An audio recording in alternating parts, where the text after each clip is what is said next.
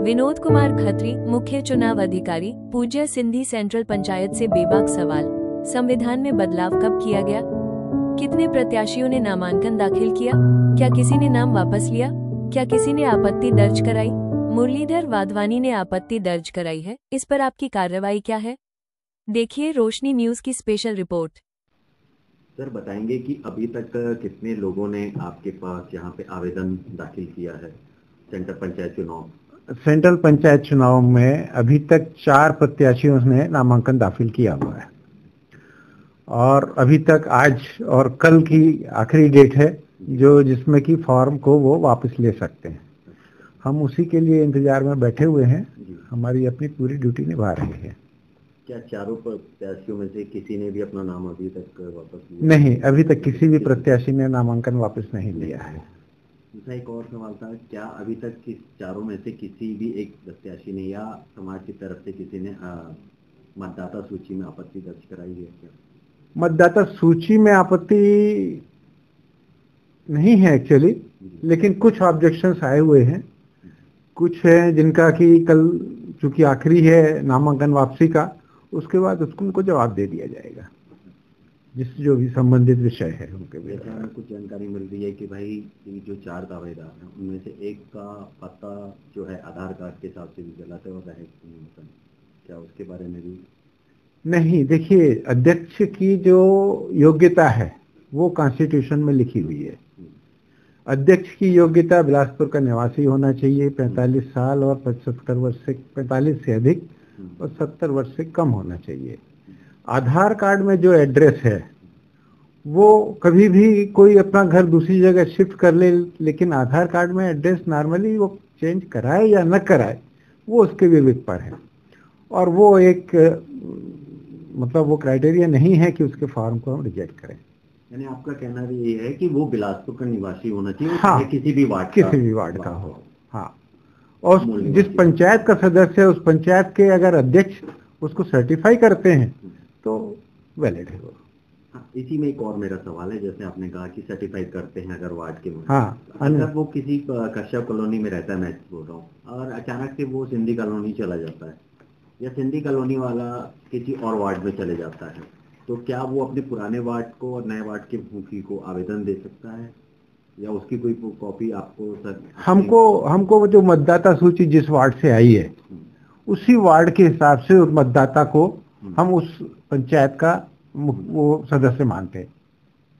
जैसे अभी एक आपके सामने ही इन्होंने दिया है, मुरलीधर वाधवानी ने एक आपको पत्र दिया है जिसमें बाकायदा मतदाता क्रमांक 419 हाईटेक आदर्श सिंधी पंचायत जूना बिलासपुर की लिस्ट का भी है और वो आपका अनिल भोजवानी जो हैं, ठीक है, 49 नंबर के, उनका जूना बिलासपुर में निवासी बताया जा रहा है। तो कहीं ना कहीं ये इस बारे में कश्यप कॉलोनी सदस्य, इस बारे में चूंकि नाम वापसी का दिन कल है जी, कल इस विषय के ऊपर हम उस वार्ड के मुखी को प्लस उस प्रत्याशी को बुलाएंगे, वो उस मतदाता को बुलाएंगे और उनसे क्लैरिफिकेशन लेंगे।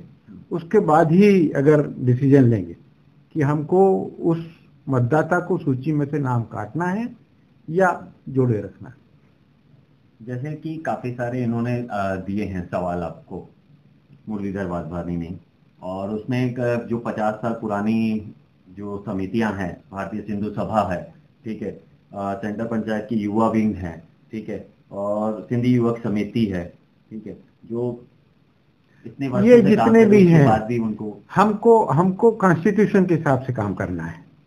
कॉन्स्टिट्यूशन में जो मतदाता आ सकते हैं उन्हीं के ऊपर ही हमको करना है। सिंधी युवक समिति का कॉन्स्टिट्यूशन में कोई नाम नहीं है। अगर उस समिति के किसी सदस्य का वहां मतदाता सूची में नाम होगा तो उसका नाम रहेगा, ऐसा कहीं नहीं लिखा है। लेकिन जो कॉन्स्टिट्यूशन में जिस हिसाब से साधारण सभा के सदस्य हैं वही मत दे सकते हैं, उसी हिसाब से काम होगा। संविधान अभी तक कितनी बार चेंज हुआ है? संविधान का पूरा आइडिया तो नहीं बोल सकता मैं, लेकिन लेटेस्ट में अभी संविधान जो चेंज हुआ है मार्च 2025 में हुआ है। 2025 में क्या उस नए संविधान की कॉपी सभी मतदाताओं दे दी गई है दी। सभी जो प्रत्याशियों दावेदार को, हैं। जो प्रत्याशी हैं, हाँ, प्रत्याशी, और प्लस 4 रुपए। जो भी वार्ड के मुखी हैं उनको दे दी गई है। क्या उसमें बकायदा मेंशन किया हुआ है कि क्या क्या हाँ। नई चीजें लागू की जा रही हैं? नहीं, वो इनकॉर्पोरेट कर देते हैं, नया कॉन्स्टिट्यूशन बन जाता है। बाकी उसमें ऐसा नहीं लिखा जाता कि ये नया है। नहीं। हाँ। जो नई चीजें हैं उसमें जोड़ी गई हैं, लिखा हुआ हाँ, है। वो पूरा उसमें है। क्योंकि हमने एक सेंटर पंचायत की एक पुरानी नियमावली की डायरी हमने देखी थी, उसमें जो था वो 20 से 25 दिन का समय दिया जा रहा था। हाँ। यानी जो दावेदार है, चुनाव के लिए खड़ा हो रहा है, हाँ। प्रत्याशी। हाँ। लेकिन अब उस प्रत्याशी को 7 दिन का समय मिल रहा है। क्या वो 7 दिन का समय उसमें इंडिकेट किया हुआ है, लिखा गया है? नहीं, वो जरूरी नहीं है, क्योंकि ये आम सभा में पास किया गया प्रस्ताव है 2016 का। हाँ।